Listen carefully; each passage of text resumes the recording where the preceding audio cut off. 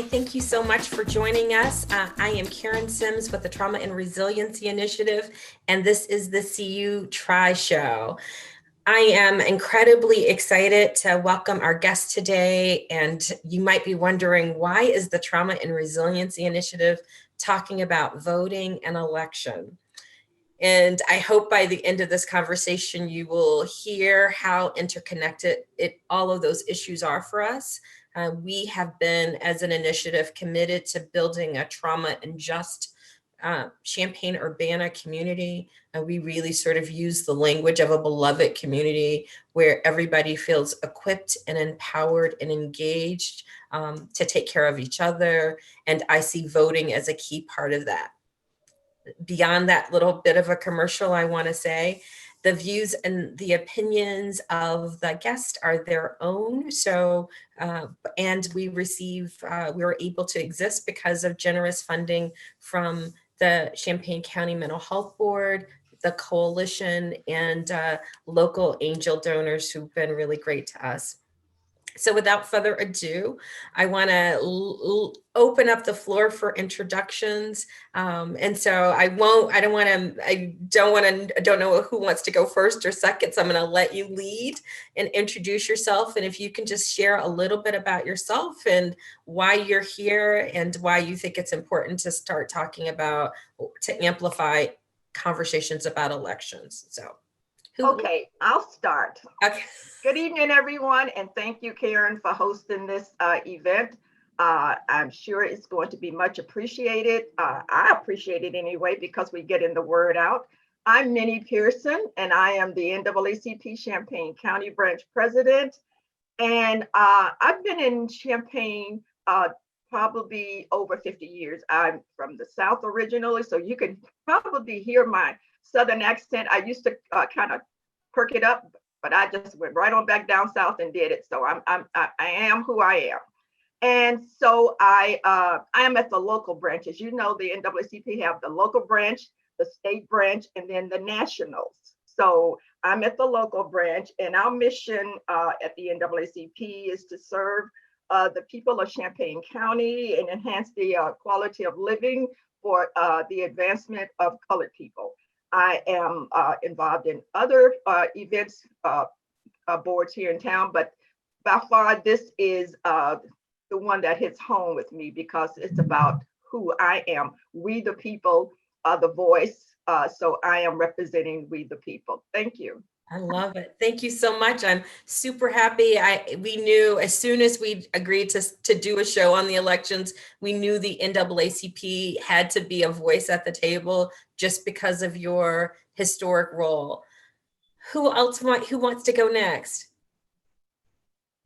I'll go next if that's okay. Hi, everyone. I'm Ann Prisland. I'm a volunteer with the League of Women Voters here in Champaign County. And I'm delighted, Karen, that you invited the League to participate this afternoon. I've always voted, but I was never really active until 2008. I decided to become an election judge. I knew that election was going to be a large turnout, and I really wanted to make sure that everyone had the opportunity to vote. So since that time, I've been involved as an election judge, but also very much involved in voter registration. One of my really good friends in Wisconsin, also involved in registration, just turned me on to the importance of helping people understand how voting is a critical thing for them to do as citizens and members of the community. And I guess that has become one of my passions, is to make sure that I can do what I can to help people register and get the information they need so that they can be informed voters. And that's one of the reasons I'm here today. Love it. Thank you so much. Thank you, Ann. All right, James, last but not least. So I get to bring up the rear? Absolutely. Amen. My name is James Fielder. I've been here in Champaign since 96. The capacity I'm serving in today specifically is a part of the HB Neighborhood Transformations Group. I'm a board member of that group. We've just gotten formed up as a 501(c)(3). We got an EIN, we're organized. The group was started by two very powerful young men who happened to have been in jail for about a couple of decades, who got out and said they wanted to do some positive things in the community, Maurice Hayes and KT Williams. What we've been doing when we think about the word hood, they flipped that word hood and call them high hope neighborhoods. And what we've been doing is going into right in the neighborhoods and say, let's educate, let's inform, let's strengthen our high hope neighborhoods with information.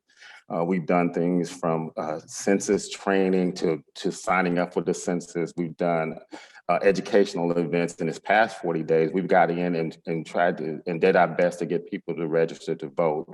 And I'll expand upon that later. Seeing somebody who didn't think they could have a vote, all of a sudden say, light their eyes up and say, you mean I get to go vote even though I've been in jail? I get to go vote, and even though I feel marginalized. So it's been educate.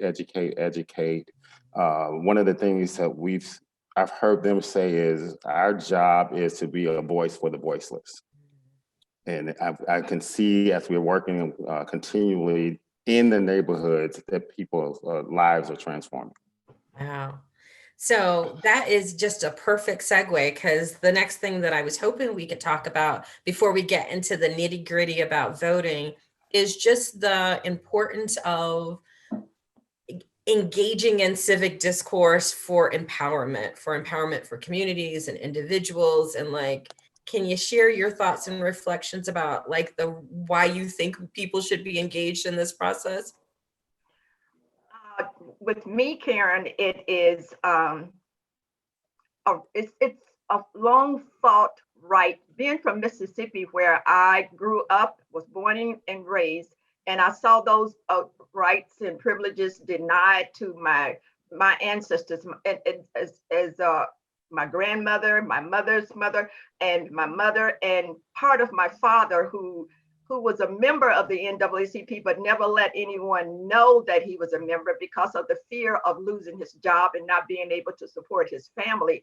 So a lot of things they tried to do, they made it almost impossible. There was intimidation. And it's hard to believe that those issues that they faced back then have also surfaced right now. And it's incredible, where we thought that was part of our past, it's now very much in our face.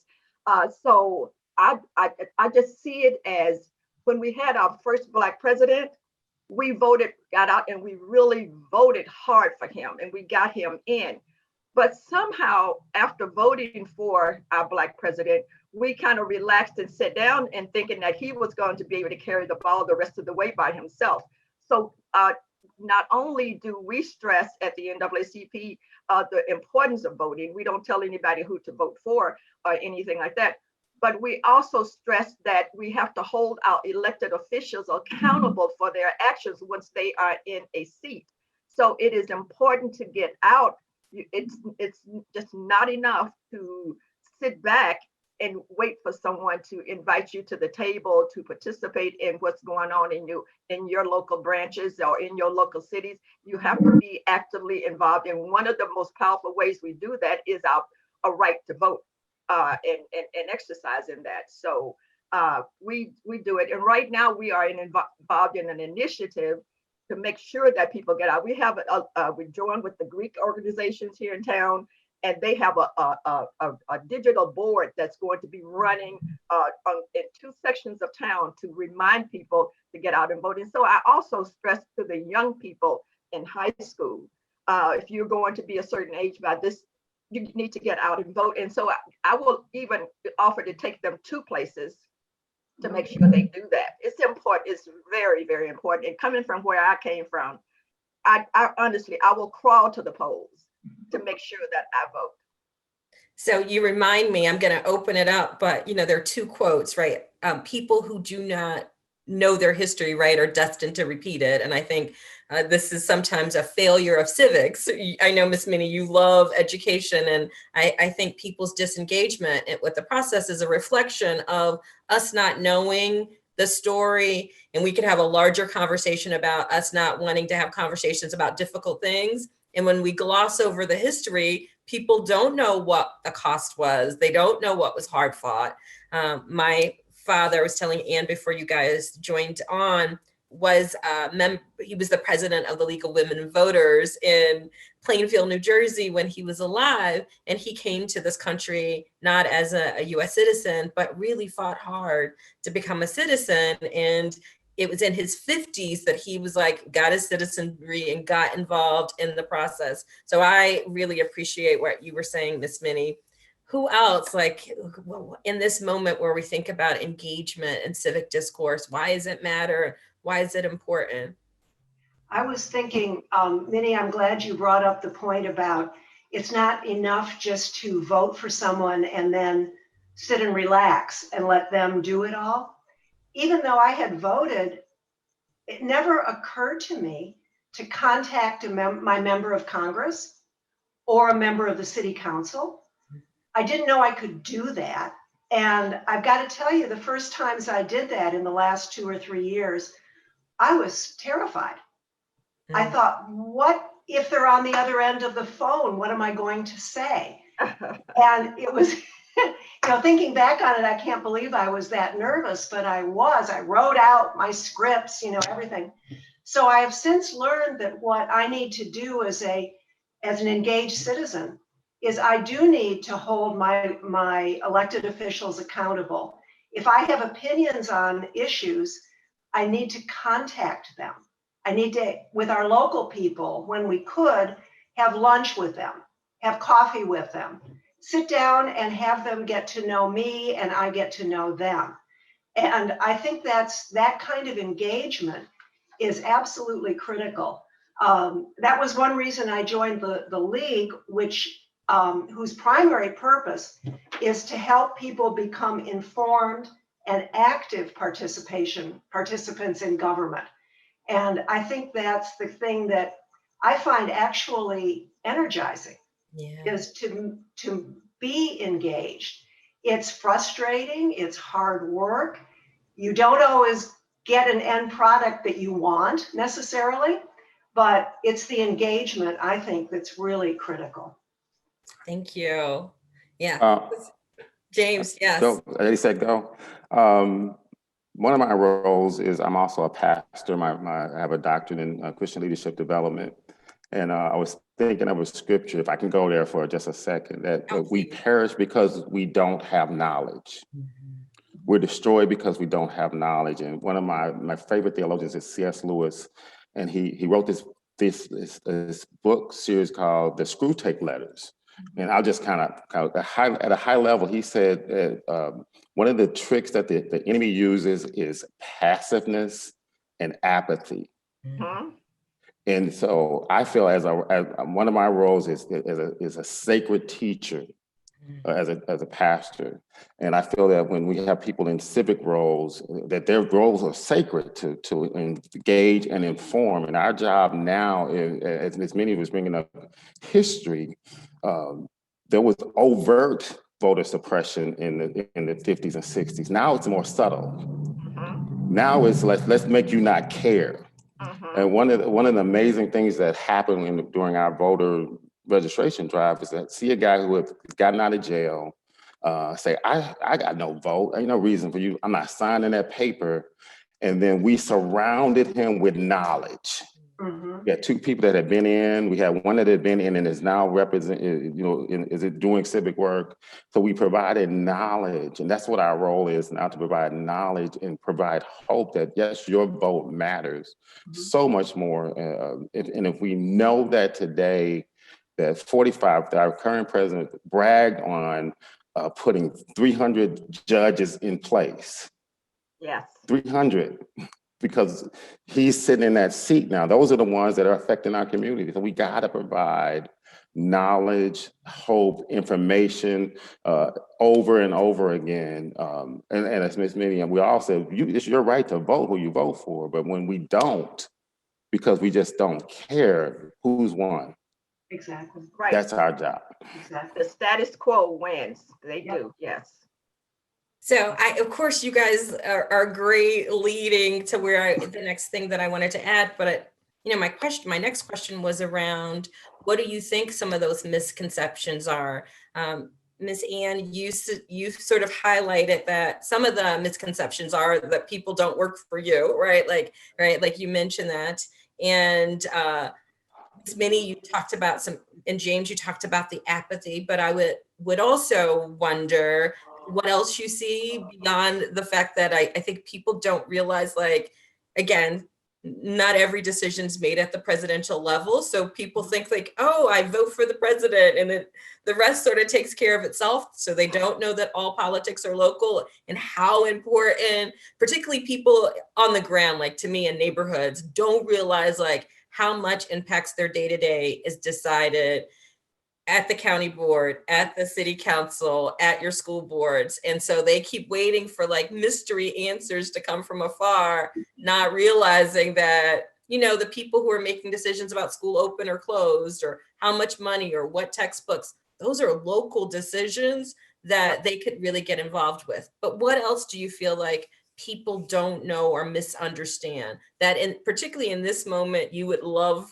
you know, if you have a few minutes to wax philosophical, what would you want them to know?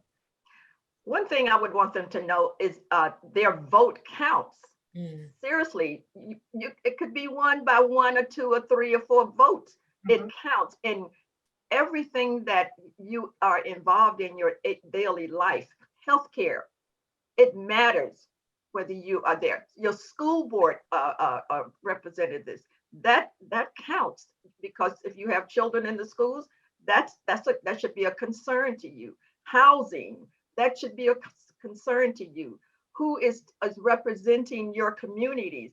That's a concern. The city council, the policing, those are things you get involved in. Not only just the president, but all of the local things that happen that impacts your life every day. Whether you have a grocery store in your neighborhood, how your streets are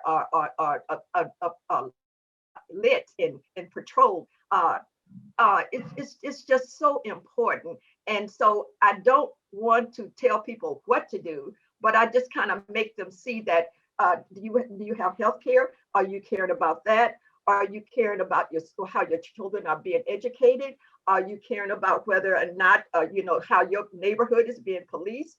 Are you caring about the people that you send to the Senate or to your other governments? It matters. So have a say so. It's like giving yourself the power that you deserve to have. Yeah, I love it. So it matters and you have a lot to say. Those are misconceptions. What else would we want people to know? I think just to add on to what Minnie said, that people forget that there's a connection between the issues they're important to them and who you vote for. So if you're concerned about the potholes in your city, if you're concerned about healthcare, if you're concerned about environmental issues, you can find out what the candidates think about those issues, either through their public statements, or quite honestly, you can call them up and ask them. Or you can look on a couple of really good nonpartisan resources. One is the votecu.org and the candidate guide. So I think another thing that affects people is they have no idea where to find the information that might help them make decisions. So I'm sure each of us in our ways has helped steer people to, okay, so you want to know what the candidates for school board have done in the past. Well, here's where you can find out what they've done. Or if you want to know what the mayor's priorities are, here's where you can find it out. Because I think it's important for us to help people not only think about the issues that matter to them, but also think about the candidates and know that they can indeed find out what those candidates think. Yeah, I love it. So that the information is available, and you highlighted a couple of nonpartisan resources that people can check out. So you're allowed to educate yourself. All right, James. Not that I bet you have tons.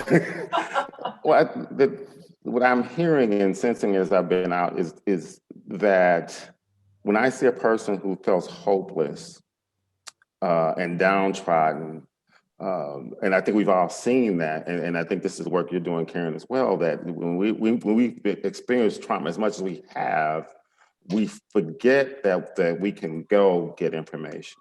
Mhm. Well, I'm going back to how apathy has set in our communities over and over again because we don't think we can.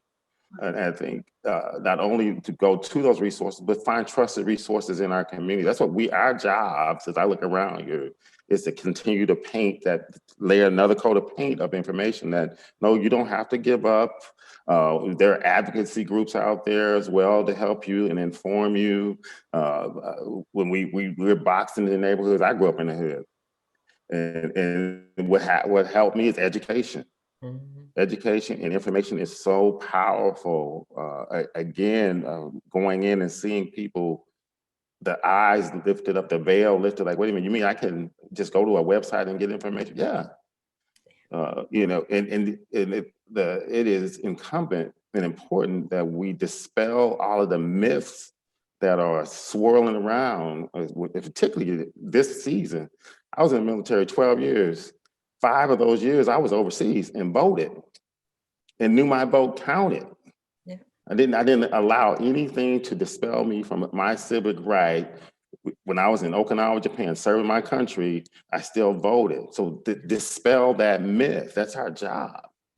All of the things that are swirling around, all the bait and switching that's going on, and you don't have to have a law degree to understand your rights. Oh, And that's what I feel we need to do. Continue. James, and I don't mean to interrupt you, but you are spot on, because what I tell younger people, when I say younger people who are younger than I am, which, I'm not going to get into that,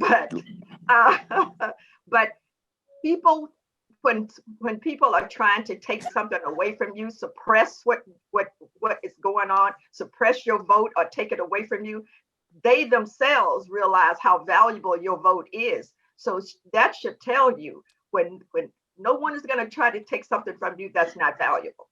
Your vote is valuable. It is so valuable. And it's important for younger people to get their grandparents out, or their caregivers out. Give them a ride to the poll, walk them there, take a chair, take something comfortable so they can vote, or however they feel like they should do it. But to show you how valuable our vote is voter suppression, redlining, and all of those things that are put into place, and also the reduction of places to a vote. They are taking those things away, so you don't have a whole lot of options. But if someone closes a door, crawl through a window. Just make sure that you do it. So yes, thank you, James. That just triggered my little memory there. No, I love it. And the only other thing that I would add and echo to James that I heard him say that in some ways was a little bit of conviction for me is that sometimes we also need to take the message to people. So it's not just enough. And so I'm hoping that, for those of you who have friends and colleagues who can tune into this, but it's not just enough for us to say, hey, come, that sometimes we have to go with and say, let me show you. Because in my other hat, right, I do trauma training. And one of the things that we know about structural oppression is that it suppresses your dopamine and opioids and your sense of agency. And the way that you combat freeze is movement. And so the only way that you can feel empowered is to move. And I wish we could get more people to have a sense of movement about these issues. If you feel like, the man has had his foot on the back of your neck, the way that you combat that is to get engaged, right? To do something. So I'm inspired, but I also hear that we need to probably do a better job of helping other people catch fire and go to them. And sort of, I think what you said, circle around and just really speak truth to power. So in this season, what are some of the biggest misconceptions about voting? Because Miss Minnie, you've highlighted there's a lot of, it used to be just passive voter suppression. This year, I think there's been active voter suppression again. So what would you think are some of the biggest misconceptions about vote? I mean, barriers to voting or things that people might get confused this year? Well, certainly the major one is that voting by mail is full of fraud, right? We've all heard that. Actually, I went to one of the prime websites where the Heritage Foundation tracks cases of voter fraud. And I looked specifically at the record of the states that have what they call universal mail-in voting. This would be Colorado, Oregon, Washington, and a couple of others, where pretty much everybody votes by mail. Over several decades, the Heritage Foundation found for those 5 states, 44 cases of people who were convicted for voter fraud out of 45 million ballots. Yeah. That's hardly a huge deal. But I think the whole notion that somehow my ability to vote by mail, which is actually the safest right now from a public health perspective, that somehow there's fraud connected to that, there isn't. I'm very impressed with, especially with Illinois, and the security that is in place for mail ballots, both when you mail it in and also then once it's received in the county clerk's office, where every step is checked by volunteers, trained volunteers from both parties. So I think it really helps to take people through the process, if they're interested in information, to show them how in Illinois, at least in our county, it's a very safe way to vote. But that's certainly one of the biggest myths out there, at least for this election season. Yes. And I think it's important to note the Heritage Foundation is I'm going to put air quotes if we're going to think liberal and conservative, but it's a traditionally more conservative, Republican leading organization. And if they say, 45 cases of voter fraud, they're the ones who actually have our current Supreme Court justice. They're actually like the one who endorsed it. So think really conservative people finding very little voter fraud. So I just wanted to make sure people if you don't know, you might be like, oh, there's some liberal think tank, and it's not. Thanks for providing that context, Karen. That is important to know. Yeah. And another one would be the kind of intimidation. Yeah. Well, I don't think we see much of that around here, hopefully, but it is very present that people are standing around with weapons and guns, and they don't look like us, and they are, kind of bent on just creating fear. Right. Ignore that. That is meant basically to try and take away your power, because they know how important your vote is. So you don't let anything deter you from that. They can be present, but they're not bothering you. You go in and you practice your due diligence. You vote. So that fear of that, and also with COVID-19, that's we have to battle that as well. But if you don't vote by mail, then you protect yourself. You know how to protect yourself with distancing and the mask and all of that. So don't let that deter you. And long lines, there may be long lines, but anything worth doing, you do that. Think about what our ancestors went through. They had to walk miles and miles and miles to do what they did, and they did it. So let's not disappoint them, and with the voter suppression and the intimidation. And then you're looking at TV saying, that there's no sense in you voting because this person is definitely going to win. So what you do is not going to matter, and this, that, the other, and don't let any of the myths in the media or anyone else, keep you from going out to vote. It is important. And people have fought and died and bled and all of that. And being from Mississippi, I've seen things, and people were trying to vote. Little old ladies who were walking for miles with their little purses, and they were going to go vote and had to count jelly beans to see how many was in there and all kinds of little things. They went and they voted. So we have a right to get out and do that.